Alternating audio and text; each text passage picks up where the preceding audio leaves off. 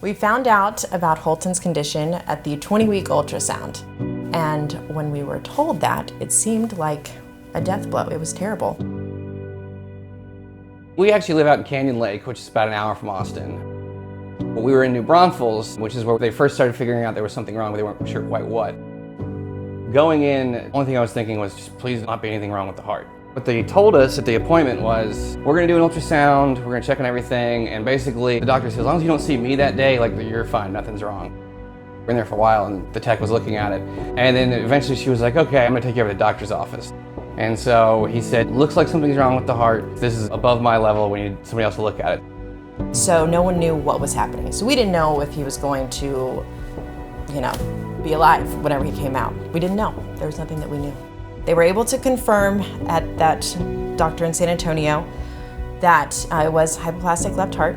And they also told us that this is the worst possible diagnosis it could be. Those were her exact words. What they focused on primarily was basically terminating the pregnancy or comfort care, which is it's just not an option for us at all. I left that appointment in complete tears, just thinking there was absolutely no hope whatsoever. And honestly, seeing our parents get so upset and worried, that scared me because our parents are our rocks. Both of our dads are surgeons, both of our moms are nurses. They were good, even they were. But they were scared, and that scared me.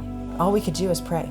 And then my dad had just come from a conference where Dr. Frazier was talking about his cardiac program in Austin. Then that's when our parents were like, look, y'all have got to get over to Dell Children's. And so immediately we're like, we're going there, we're gonna get there. Now, the question was, how do we get with Frazier? All you have to do is sign up and call and they will help you. They don't turn anyone away, but we thought it was they confirmed everything, but they gave us hope instead of a death sentence. We have to think back to what is our purpose. Our purpose is to offer something to people who are suffering. How do you know? How do you know for sure that you can't help somebody? So that's been our commitment. That's what we think is the right thing to do. Not only does Holtin have hypoplastic left heart syndrome, but he also had something called TAPVR, which is where the veins coming from the lungs back to the heart don't connect to the right place. And that is what made the diagnosis significantly more serious. Basically, half the heart hasn't formed, and unfortunately, it's the more important half of the heart. It's the left ventricle. The first operation in all these children is performed within days of birth. We actually delivered at Dell Children's, and they have a whole special delivery unit that was just for us. The Comprehensive Fetal Care Center, we provide the management and diagnosis of complex fetal conditions. With our unit, we really focus on babies. So the moms are typically healthy. It's the babies that have some sort of condition that's diagnosed prenatally. Here at Dell Children's, we have the specialists like Dr. Frazier who can perform that open heart surgery. We also have a specialized delivery unit. So when Kate delivered Holtin, she could remain close by and be at his bedside while she was recovering from her own C-section. So we had a team of like 30 people ready to go. Oh, the day was born. I know. So as soon as Holtin came out, the plan was to baptize him because that was very important to us. They immediately started hooking up to all the monitors and things And that scanning needed to his get done. heart. Basically, there's 3 possibilities when he was born. There's 1, there's nothing we can do for you. 2 is we need to go to emergency surgery and do the best we can. Or 3, we can wait, let's let his body get kind of adjusted, let him breathe some air, all that good stuff, and then we'll do the surgery on a normal schedule. We got the greatest news ever after they scanned him that he actually got to wait 3 days before he had his surgery, which is the best possible outcome we could have ever asked for. Her prayer was that she would just be able to hold him. That's all I wanted. On the day he was born. We got to hold him, take pictures, my family got to see him, and got to give him kisses. Seeing your 3-day-old son going into an open heart surgery is overwhelming and scary, but at the same time I felt completely comforted because we were at Dell Children's. Everyone there in the CCU was absolutely wonderful and knowledgeable. And honestly, it was actually sort of a relief when he went into surgery too, because remember going in, we didn't even know if it was an option. Throughout the whole pregnancy and everything, we've even got the best heart surgeon in the world, which I think you can easily say, telling you that you may not even be able to do the surgery. Well, all I cared about is just get him in there, because whatever's meant to be is meant to be. In the first surgery, they actually take part of the heart and they restructure it to where it can now function as both sides of the heart. And they also put a shunt in, and that shunt is the hands down most important part between the first surgery and the second surgery.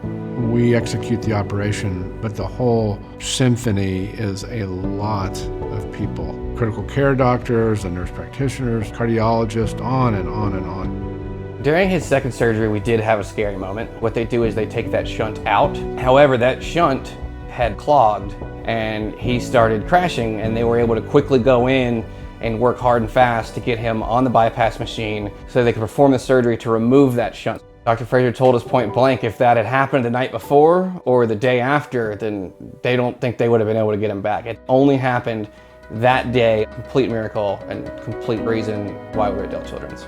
His recovery from the second surgery was actually a lot shorter than I thought it was going to be. It took about a week, and then he was smiling and happy again. He finally got one good night's sleep, and he woke up, and I had never heard him laugh before, and I woke up and he was just laughing and smiling. It was just a different baby. It was just amazing.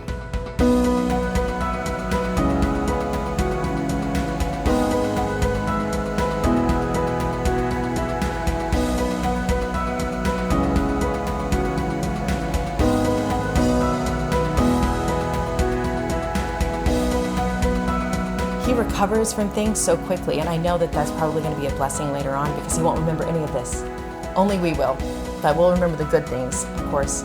Holtin and his family, I know he had his ups and downs, but he did just remarkably well through all of this. He's so resilient, and I think that's also really echoed in his family. His parents were always so sweet and positive. I've never met more resilient people.